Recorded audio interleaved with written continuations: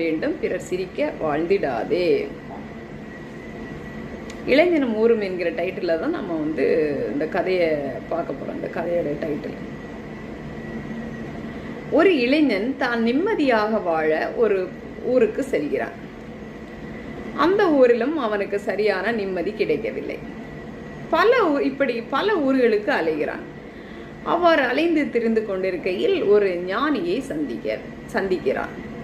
அந்த ஞானியானவரிடம் இவன் கேள்வி கேட்கிறான். ஐயா, நான் பல ஊர்களுக்கு சென்ற பிறகும் நிம்மதியாக என்னால் வாழ முடியவில்லை.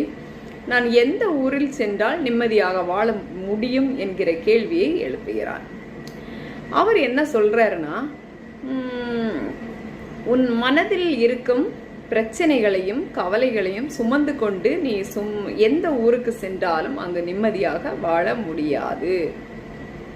எப்போது உன் மனதில் இருக்கும் பிரச்சனைகளையும் கவலைகளையும் விட்டுவிட்டு நீ ஒரு ஊரில் செல்கிறாயோ அங்கு நிம்மதியாக வாழலாம். அது வரைக்கும் உன்னால் நிம்மதியாக வாழ முடியாது. அவ்வாறு பதில் கொடுக்கிறார். இவனுக்கு ஒரே குழப்பம், என்னடா இப்படி சொல்லிட்டு போயிட்டாரு. அதாவது நம்ம உண்மையான நிம்மதி என்பது வெளிப்புற இடங்களில் இல்லை மக்களே, நம்முடைய மனதில் தான் இருக்கிறது. இந்த கதையிலிருந்து உங்களுக்கு புரிஞ்சிருக்கும். மனதில் பல பாரங்களையும் சுமைகளையும் கவலைகளையும் சில குப்பைகளையும் நம்ம சுமந்துட்டு பிரச்சனைகளையும் சுமந்து கொண்டு இந்த ஊரில் இருந்தால் நீ நமக்கு செட்டே ஆகாது, நம்ம இனி வேற ஊருக்கு போயிடும் அப்படின்னு போயிட்டோம்னா நம்ம பிரச்சனைகள் நம்ம கவலைகள் நம்மளை அமுக்கி கொண்டு தான் இருக்கும், அதாவது அழுத்தி கொண்டு தான் இருக்கும். அந்த அழுத்தங்கள்னால நம்ம மன ரீதியாகவும் உடல் ரீதியாகவும் மிகுந்த பாதிப்புகள் அடைவோம். அதனால தேவையில்லாத விருந்தாளிகள், அதாவது பிபி சுகர் ஆகட்டும், அட்டாக் ஆகட்டும், பக்கவாதம் ஆகட்டும், இந்த மாதிரி விருந்தாளிகள் நம்மை அணுகும்.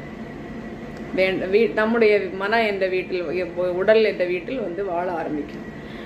அதனால் நாம் சில பேர், நான் நிறைய பேர்கிட்ட கேட்டிருக்கேன் மக்களே, பிரச்சனைகள் வந்தால் எப்படி நீங்கள் சமாளிப்பீங்கன்னு. அவங்க நிறைய ஃப்ரெண்ட்ஸுக்கிட்ட கேட்டப்போ ஒவ்வொருத்தங்க ஒவ்வொரு விதமான இது சொன்னாங்க. சிலவங்க ஜாலியாக நான் போயிட்டு ஒரு ஸ்விம்மிங் பண்ணால் எனக்கு பிரச்சனை தீந்துடும், சிலவங்க நான் ஸ்போர்ட்ஸ் விளையாடினா தீந்துடும், இல்லை ஒரு கோயிலில் போய் நான்